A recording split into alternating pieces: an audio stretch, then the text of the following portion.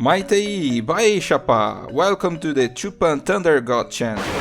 This week we had a great news for those who like the Horizon franchise. The production of a Horizon series by Netflix has been announced, and State of Play brought a major update of Horizon Forbidden the West with New Game Plus and a brief larger trailer for Horizon Call of the Mountain that I will analyze in this video. So, yaha ambo! Tupan, Thunder God. We start in the same place as the first teaser on a boat with Kavad, who wears Karja soldier clothes, and we have Hami rowing in the bow, who seems to be our archer. We are in the Geo forest, and in the background we see some mountains of snow, some grazers, then some watchers appear. Kavad reveals that the playable character is a good archer in his skill as Ryas. Hami doesn't approve of the decision because she believes Ryas will kill them and prefers to shoot herself. But who is Ryas? PlayStation Block reveals that Ryas was a warrior of the Shadow Karjas who was sent to investigate a new threat to the Meridian, searching for redemption. He's a master of climbing and archery, and his objective is to travel by boat in the Karja entourage to reach the top of a dangerous mountains, to then eliminate machines like the Thunderjaws, and then find out what made machines become dangerous. Hum is distrust because he's a former prisoner of the Karja Civil War. For those who don't know, in the Horizon Forbidden the West, in the city of Barren Light, there is a glyph that calls Ryas as Itamen's shadow.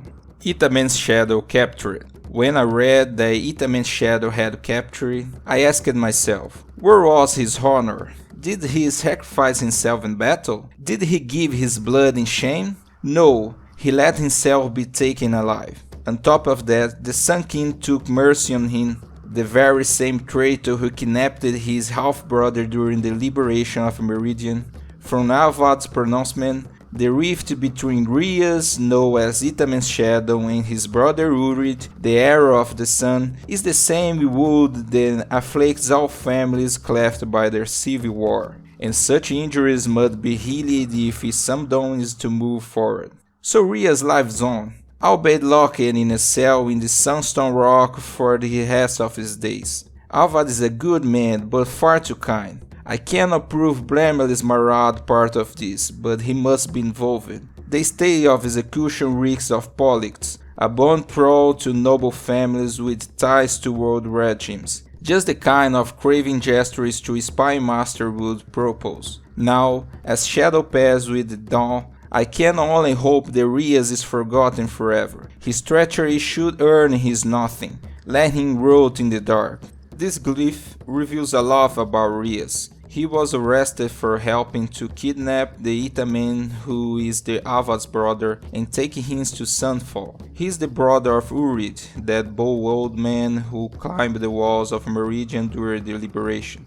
Here, we also know that the prison he was held in was that Sunstone Rock, the place it would see destroyed by a mass breakout in Horizon Zero Dawn, which could mean that the games start before the events of Horizon Zero Dawn and after the Karja Civil War. He was supposed to be put to death, but he was spared by Marad, who is that good guy who looks like Sun King Ava's butler, but is head of the Karja army and a master of espionage. In the same style as Triple X, Marad released Ryas to send him on a dangerous mission, and if he survives after completing, he will be free. That's why in the game we will leave a forest region in the south to a mountainous region that is probably the mountain of Gaia Prime, just north of the game. Back to the trailer, we see some snap malls turning the boat and we fall into the water, which may indicate that we'll have an underwater exploration in the game.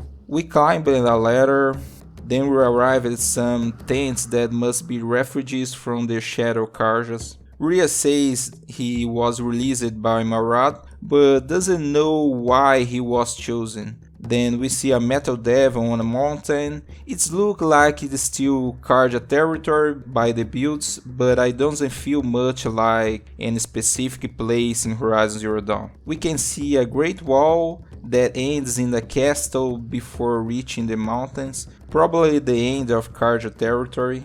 And also that the metal devils on top of something that looks like a building. Now we see a metal devil again, but seems to be the same as the previous scene, only seen from behind. It has an old facility that is very reminiscent of Gaia Prime, but it doesn't appear to be blown up. Either it's a scene before the disarrangement, that is before Eloy was born, or it's another similar mountain. Then we climb a wall and you see an arch next to a waterfall. I couldn't find this arch anywhere on Google Maps. I believe the game takes place in the same place as Horizon Zero Dawn, but maybe they changed a lot of things to adapt it to this game. Some like an artistic adaptation of Horizon from Fire Sprite's point of view. Murad sent him up the mountain. We see some corruptors stuck in the wall too. We climb a rope, just a cliff. It seems like a simple thing, but I imagine the vertigo we take doing this in the VR. In the background is a broken bridge that leads to a cave. Then we have another Karja town on fire. It would even be an alternate version of Meridian if you look like Crowley. Notice the castle at the top that resembles the Palace of Avad. Perhaps it would be a representation of attack on Meridian during Deliberation, or even the final battle of Horizon Zero Dawn. Look at the safe fire. This is interesting. We will be able to use a bow and arrows in the game. Now I want to see what it's like to aim with like a real bow. An annoying Glinthawk, a boring Watcher,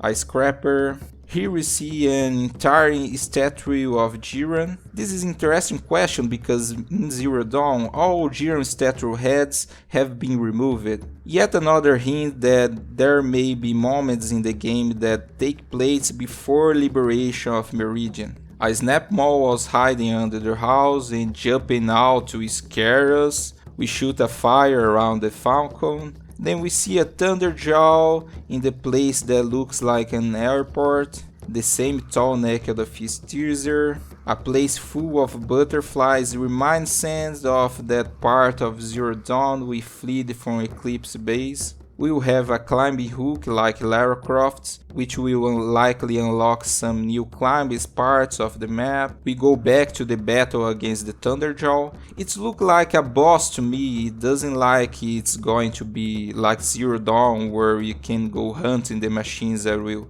I think it's going to be more linear thing, against some Glinthawks and the Proto Meridian on fire. At the ends with a death animation by Thunderjaw. Well, it seems like a rather generic story to me, just an excuse to play VR. It doesn't seem to have the same level of attention to the map creation. If there was anything more exciting they would have shown. If there was anything more exciting they would have shown it. I even had some wilder theories like Ryas being silenced and the game showing how he got to the Gaia Prime before Zero Dawn, but his hands already show that it's not him, but it would be a good plot to give relevance to the game. But I hope I'm wrong. It may be that it's still in the beginning of development, it doesn't even have the release date yet. Despite that, for VR2 launch game it's fine, let alone an exclusive game for it. Who knows how VR will not take it off. Well, this is all I have pretend to talk about. Thank you so much for your patience and your attention, and Yajuecha PV!